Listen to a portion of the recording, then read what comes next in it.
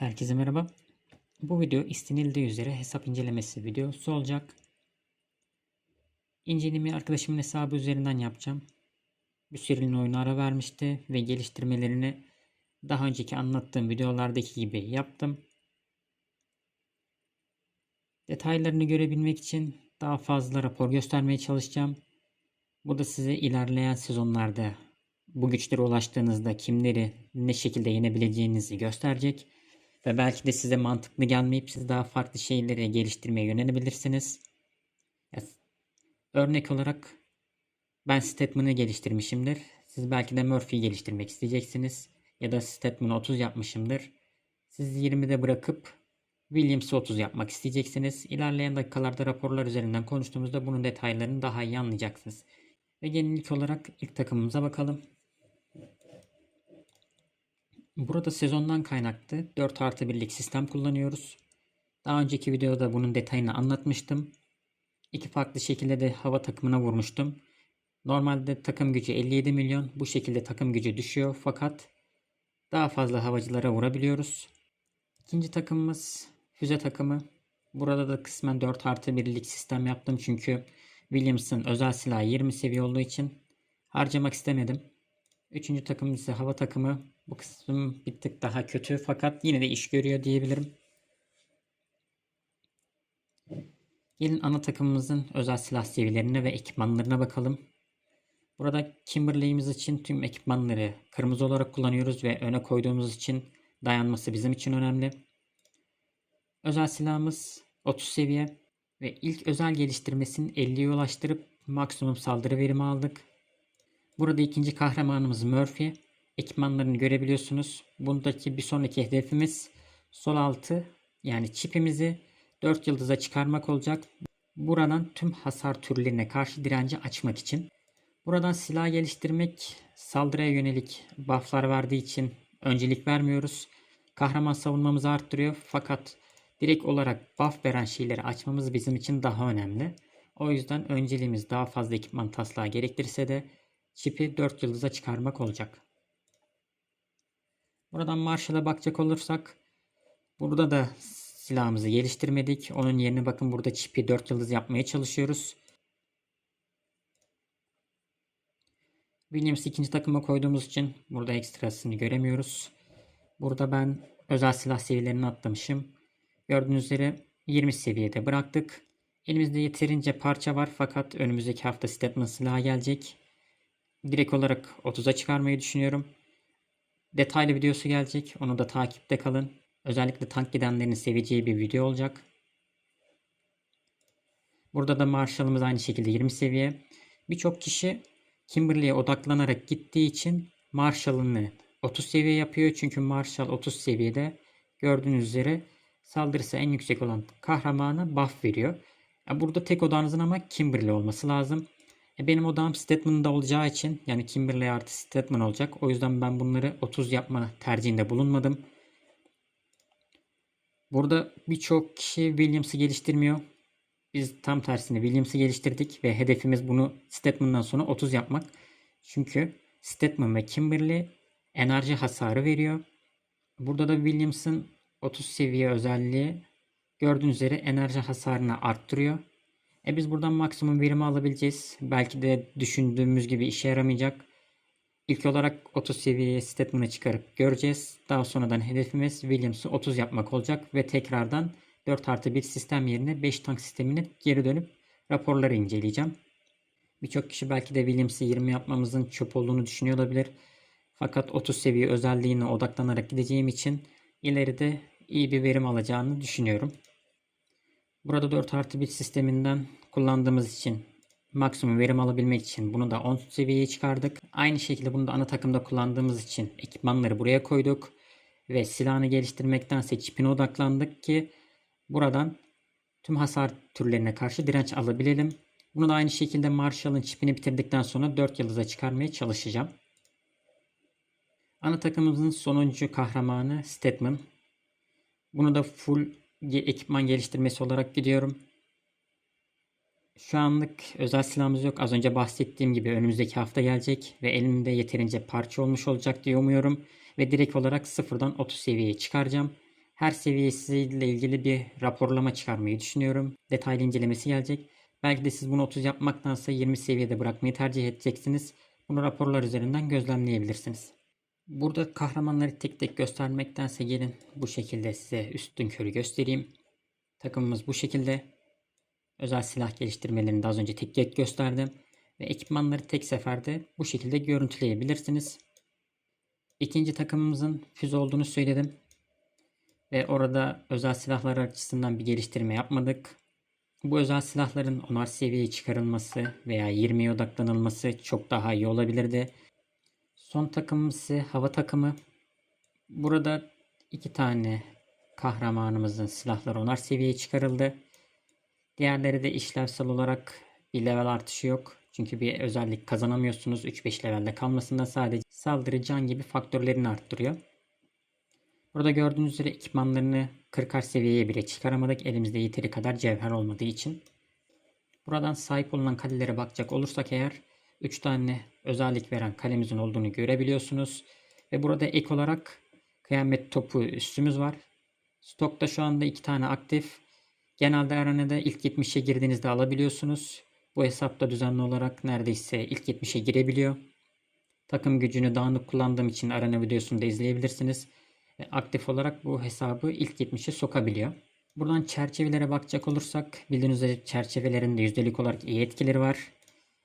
Bu çerçeveyi sezon mağazasından eğer üstlerinizi, kırmızı ekipmanlarınızı aldığınız takdirde ekstradan puan kalırsa satın alabilirsiniz. Çok fazla güç vermiyor fakat %3'lük bir savunma artışı yeterli bir artış. Etkisini göreceksiniz, emin olabilirsiniz. Burada özel efektler kısmen iyi etki veriyor. Burada çünkü beceri hasarı artışı verdiği için işinize yarayacaktır. Fakat parasına değer mi orası soru işareti. Oyuna bastığınız parayı düşünerek bu harcamanızı ona göre yapabilirsiniz. Bizim için önemli kısım aslında buradaki çipler. Elimizde aslında yeteri kadar kutu var. Önümüzdeki hafta amacımız burayı 2 yıldız yapmak. Buradaki en önemli faktör ölümcül ateş fırtınası, yani en üstteki kısım. İlk olarak siz de burayı geliştirmeye özen gösterin. Bakın diğerleri daha birinci kırmızısını almamışken bizim amacımız buraya ikinci kırmızıyı vermek olacak.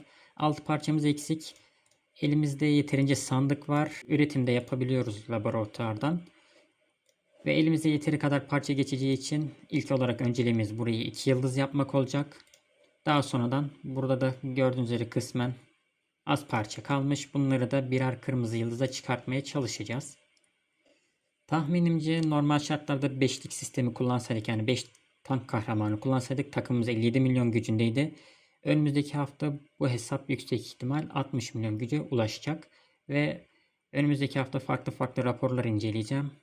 O yüzden bu videoyu izleyip diğer videoyu da izlerseniz gelişimi daha net görebileceksiniz. Buradan teknolojisine bakacak olursak, kahraman kısmımıza ilk olarak bakacak olursak, ana takımımız tanktı. Tank geliştirmelerimiz bitti. Ve en önemli ikinci noktamız olan en alt kısmı, yani tüm takımlara buff veren kısım. Bu kısımlar yüksek altın istese de biz bu kısımlara öncelik verip bunları bitirdik.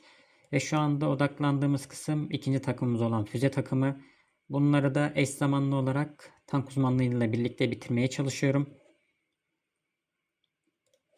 Buradan tank uzmanlığımız şu anda %94 seviyesinde. Ve daha önceki videolarda bahsettiğim diğer odaklanmanız gereken kısımlar ise savunma güçlendirmeleri ve ele geçirmek için kuşatmaydı. Bunlar direkt olarak gücünüzü arttırmıyor fakat savaşlarda size iyi buff verdiği için size görünmez bir güç sağlıyor. Bu hesap için bunlar aslında yeterince güçlendirilmiş. Bunlar daha da ileri seviye alınacak fakat ilk önceliğim burada tank uzmanlığını bitirip max verimi almak olacak. Burada pek bir şey kalmadı. Önümüzdeki çarşamba burası da bitecek çünkü elimde yeterince beceri madalyası mevcut. Üstünkörü bu bahsettiğim kısımları da göstermek istiyorum. Geliştirmeler ne şekilde yapılmış gibi burada alt noktalara ilerleyen zamanlarda daha fazla odaklanılıp çok daha fazla verim alınacak.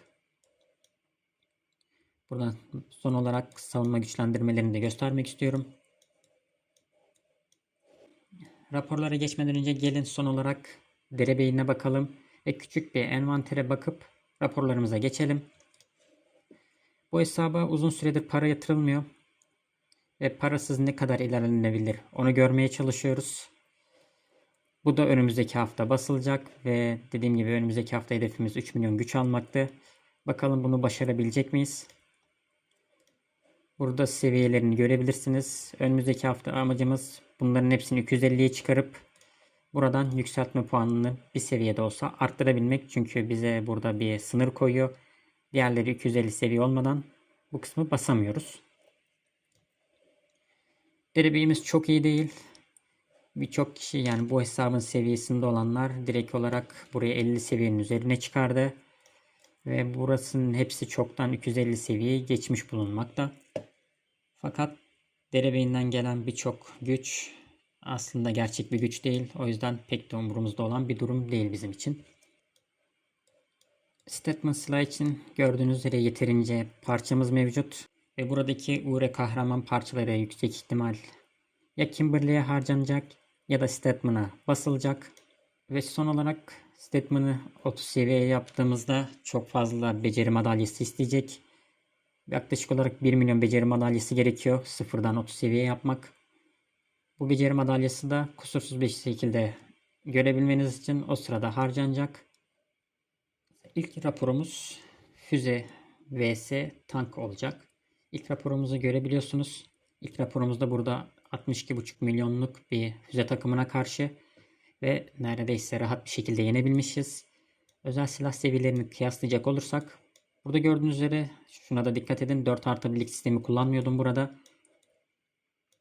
4+1'lik sistem daha çok bizim hava takımına karşı olan eksikliğimizi kapatmak oluyor aslında. Diğer takımlara karşı da işe yarıyor. Fakat önceliğimiz hava takımına karşı olan eksikliği gidermek oluyor. Özel silahları bu hesaptan kat ve kat iyi. Ve onun Fiona'sında özel silah mevcut. Bizde şu anda Statman için özel silah yok. Fiona'nın da özel silah özellikleri gayet iyi. Ona rağmen yenememiş. Buradan ekipmanlarını da görüntüleyebilirsiniz. Ve diğer özelliklerine de üstünkörü bakacak olursak drone'u neredeyse 200 seviye olmuş. 200 seviye olduğu takdirde güzel bir buff alacak. Güçlü bir takım var aslında. Tank takıma karşı zayıflığından dolayı kaybetmiş. Burada teknolojisi bu hesaptan iyi veya kötü diyemem. Çünkü kullandığı teknolojiler direkt olarak savaşlarda etki eden teknolojiler. Aslında iyi bir verim alması lazım. Savaş etkisi olarak bu hesaptan iyi durumda. Ona rağmen kaybetmiş. Burada uzmanlık kısmı geride kalmış. Bizim hesapta da uzmanlık kısmımız iyi. Kısmen dengeli diyebilirim. Fakat net olarak bir yorum yapmak zor. Bu raporda ise direkt olarak size yenme yenilme durumunu göstermektense özel silah seviyelerindeki yapılan hatayı göstermek istiyorum. Burada iki özel silahı da aynı seviyede götürmeye çalışmış. Büyük bir hata. Ekipman mantığında götürmeniz lazım. Sebebi ise burada 15 seviyede herhangi bir buff alamıyorsunuz. Amacınız birini 10 seviyede tutarken diğerini 20 seviyeye çıkarmak olmalı. Bırakın bir süre burası 10 seviyede kalsın. Çünkü 15 seviyede ikisinin olması herhangi bir işinize yaramayacak. Murphy'yi 20 yapması takım buff'ı almasını sağlayacaktı ve daha verimli olabilirdi. Ve belki de bu hesabı yenebilecek konuma gelebilirdi. Burada ise yakın bir hava takımı olan bir savaş var. 4+1'lik sistemin burada hava takımına karşı etkisini görebiliyorsunuz. Normal şartlarda farklı yenilirsiniz. Aynı güçteki hava takımını kolay kolay yenme şansınız yok. Çünkü siz burada dezavantajlı durumda olan konumdasınız. O yüzden 4+1'lik sisteme geçip sersemletmeden kaçınmak için de Kimberly'yi öne koymanız sizin bir artınız olacaktır. Burada tekrardan bir füze raporumuz mevcut. 61,5 milyonluk takıma karşı bir zaferimiz var. Bunları üstünkörü göstereceğim. Burada özel silah seviyelerini görüntüleyebilirsiniz. Ekipmanlar da bu şekilde.